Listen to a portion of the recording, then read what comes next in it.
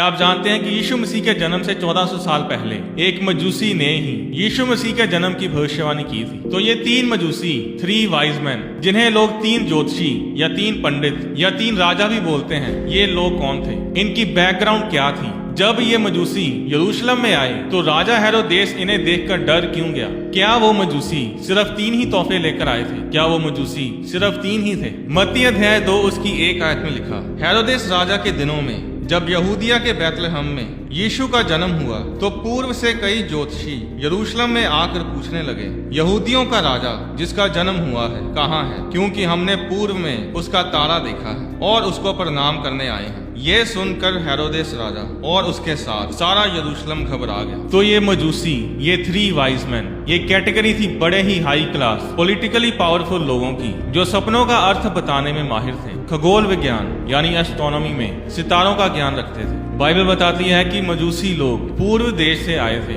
यानी कि वो पर्शिया से आए थे, जो आज ईरान देश है। अब ये मजूसी लोग, ये राजा तो नहीं थे, पर इन्हें किंग मेकर बोला जाता था। इनकी पावर राजा से भी बड़ी होती थी। अगर ये मजूसी लोग इकट्ठे होकर कोई फैसला कर लेते थे तो ये राजा को भी गद्दी से उतार सकते थे और उसकी जगह पर किसी को भी राजा नियुक्त कर सकते थे। अब इन मजूसियों के समर्थन के बिना कोई राजा नहीं बनता था। आप ऐसा समझ सकते हैं कि अगर ये मजूसी लोग आज होते तो ये किसी भी देश में जाकर किसी भी प्रधानमंत्री को, किसी भी प्रेसिडेंट को उसकी गद्दी से उतार सकते थे। आपने तस्वीरें देखी होंगी कि किस तरह एम्परर नीरो क्रिश्चियन लोगों पर अत्याचार करता था। वो क्रिश्चियन लोगों को शेरों के सामने फेंक देता था और तो और वो अपनी पार्टीज में रोशनी करने के लिए क्रिश्चियन लोगों को जिंदा जलाकर उन्हें टॉर्च की तरह इस्तेमाल करता था। नीरो एक हिसाब से उस समय पूरी दुनिया पर राज्य करता था, क्योंकि रोमन साम्राज्य बहुत ही बड़ा था। ये सब मैं आपको इसलिए बता रहा हूँ क्योंकि नीरो और मजूसियों के बीच में एक किस्सा हिस्ट्री में लिखा गया है। एक बार अर्मीनिया देश का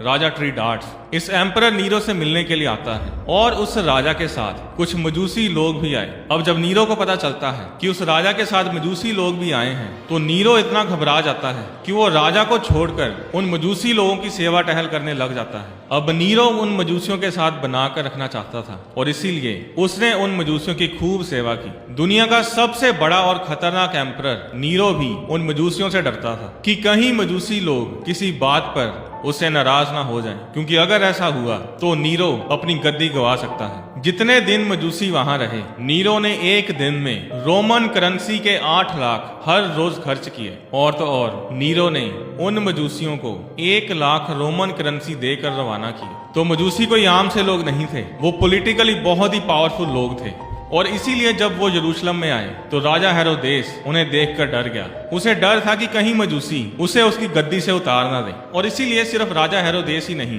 बल्कि सारा यरूशलेम उन मजूसियों को देखकर डर गया, क्योंकि लोग मजूसियों के रुतबे के बारे में जानते थे। जब राजा हेरोदेस को ये पता चल गया था कि मजूसी लोगों ने उसकी बात नहीं मानी तो हेरोदेस ने उनका पीछा नहीं किया। उसने उन्हें मारने की कोई योजना नहीं बनाई, क्योंकि हेरोदेस ये जानता था कि वो मजूसियों का मुकाबला नहीं कर पाए। और क्या आप जानते हैं कि पूरी बाइबल में ऐसा कहीं नहीं लिखा कि सिर्फ 3 मजूसी आए थे। बाइबल में उन मजूसियों के 3 उपहारों के बारे में लिखा है, सोना, लोबान और गंधरस। और इन्हीं 3 उपहारों से ये अंदाजा लगाया जाता है कि वो सिर्फ 3 मजूसी थे। पर बाइबल में कहीं भी उन मजूसियों की गिनती के बारे में नहीं लिखा। वो मजूसी सिर्फ 3 ही उपहार नहीं लेकर आए थे। पुराने समय में जब दूसरे राजा या फिर पॉलिटिकल लोग किसी नए राजा को मिलने के लिए जाते थे तो वो उसके साथ अपना रिश्ता मजबूत करने के लिए अपने साथ बहुत सारे उपहार, गिफ्ट्स लेकर जाते थे। और आज भी ऐसा ही है, जब कोई नया मंत्री बनता है तो लोग उससे मिलने के लिए बहुत सारे गिफ्ट्स लेकर जाते हैं। राजा सुलेमान के साथ भी ऐसा ही हुआ था। इसके बारे में 1 राजा अध्याय 10 उसकी 1 और 2 आयत में लिखा है, जब शीबा की रानी ने यहोवा के नाम के विषय सुलेमान की कीर्ति सुनी तब वह कठिन कठिन प्रश्नों से उसकी परीक्षा करने को चल पड़ी। वह तो बहुत भारी दल के साथ मसालों और बहुत सोने और मणि से लदे हुए ऊंट साथ लिए हुए यरूशलेम को आई। 10 आयत में लिखा, तब उसने राजा को 120 की कार सोना, बहुत सा सुगंध द्रव्य और मणि दिया। जितना सुगंध द्रव्य शीबा की रानी ने राजा सुलेमान को दिया उतना फिर कभी नहीं आया। तो मजूसी लोग किंग मेकर थे, ये राजाओं को नियुक्त करते थे और इसीलिए ये यीशु मसीह के पास आए थे, क्योंकि मजूसी लोग पुरानी भविष्यवाणी को जानते थे कि एक राजा जन्म लेगा और इसीलिए ये किंग मेकर, ये वाइज मैन यीशु मसीह को मिलने के लिए आए थे। पुराने समय में जब मजूसी लोग किसी राजा को मिलने के लिए जाते थे तो ये उस राजा के रुतबे के हिसाब से उसे तोहफे देते थे। यानी कि अगर कोई बड़ा पावरफुल राजा है तो ये उसके लिए बड़े बड़े तोहफे लेकर जाते थे, और अगर कोई छोटा राजा होता था तो ये उसके लिए मामूली से तोहफे लेकर जाते थे। स्टडी ये बताती है कि मजूसी लोग एक नॉर्मल से राजा के लिए 20 की कार सोना लेकर जाते थे, जिसकी कीमत 45 मिलियन US डॉलर बनती है। यानी कि इंडियन रुपीस में ये 375 करोड़ रुपए बनते हैं। और इसके साथ साथ वे बहुमूल्य वस्त्र, तरह तरह के परफ्यूम्स, सोने चांदी के बर्तन, घोड़े,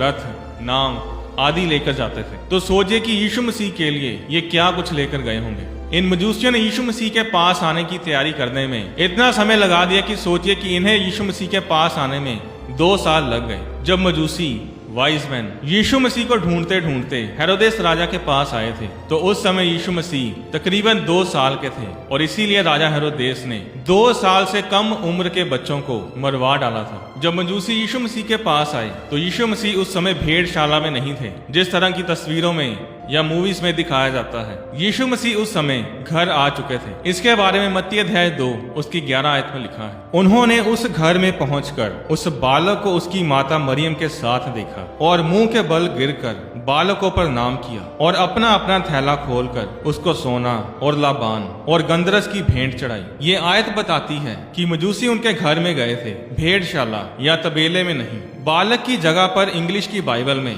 यंग चाइल्ड लिखा है, यानी कि यीशु मसीह उस समय नवजात शिशु नहीं थे। उनके जन्म को तकरीबन 2 साल हो चुके थे। अब इन मजूसियों को, इन वाइज मैन को यीशु मसीह के जन्म की भविष्यवाणी के बारे में कैसे पता चला? तकरीबन सब लोग जानते हैं कि किस तरह परमेश्वर ने दानियल को राजा नबूकदनेस्सर के भवन में ऊंचे रुतबे पर पहुंचाया था। सिर्फ दानियल ही वो इंसान था जिसने उस राजा के सपने को और उस सपने के अर्थ को बताया था। दानियल अध्याय 2 उसकी 48 आयत में लिखा, तब राजा ने दानियल का पद बड़ा किया और उसको बहुत से बड़े बड़े दान दिए और ये आज्ञा दी कि वह बेबीलोन के सारे प्रांत पर हाकिम और बेबीलोन के सब पंडितों पर, यानी कि बेबीलोन के सब वाइज मैन पर मुख्य प्रधान बने। इस आयत में पंडितों शब्द का इब्रानी भाषा में मतलब है मैजाए, यानी मजूसी, यानी वाइज मैन। तो दानियल उन सारे वाइज मैन यानी मजूसियों का प्रधान था, उनका मुखिया था। और दानियल ने ही यीशु मसीह के जन्म के बारे में भविष्यवाणी की थी कि किस समय यानी कितने सालों बाद यीशु मसीह का जन्म होगा। इसके बारे में आप दानियल अध्याय 9 उसकी 24 से 27 आयत में पढ़ सकते हैं। इस भविष्यवाणी के बारे में डिटेल में मैं एक अलग वीडियो में बताऊंगा। अब क्योंकि दानियल उन वाइज मैन का मुखिया था, इसीलिए सब वाइज मैन,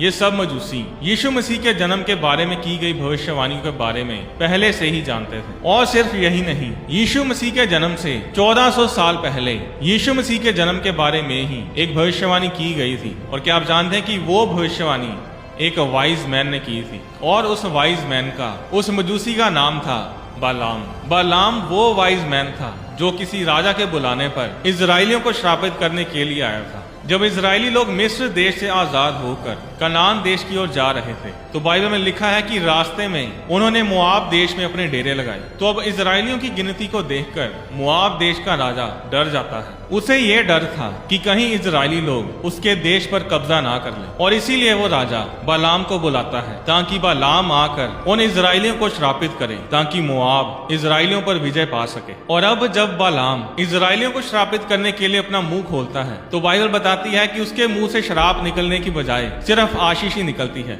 और उस समय बालाम यीशु मसीह के जन्म की भविष्यवाणी करता है, जिसके बारे में गिनती अध्याय 24 उसकी 17 आयत में लिखा है, याकूब में से एक तारा उदय होगा और इजराइल में से एक राजदंड उठेगा। अब बालाम भी वाइज मैन यानी मजूसियों में से एक था। अब बालाम एक दुष्ट मजूसी, एक दुष्ट वाइज मैन तो था, पर यह था उन वाइज मैन के कबीलों में से ही। और इसीलिए ये मजूसी लोग इस तारे की भविष्यवाणी के बारे में जानते थे, और इसीलिए उस तारे का पीछा करते करते ये यीशु मसीह के पास पहुंच गए थे। जो सोना चांदी और बहुमूल्य उपहार मजूसी लेकर आए थे, उस सोने का यीशु मसीह ने क्या किया? यीशु मसीह को मिलने के बाद इन मजूसियों का क्या बना? इसके बारे में मैं अगली वीडियो में आपसे शेयर करूंगा। परमेश्वर आपको आशीष दे।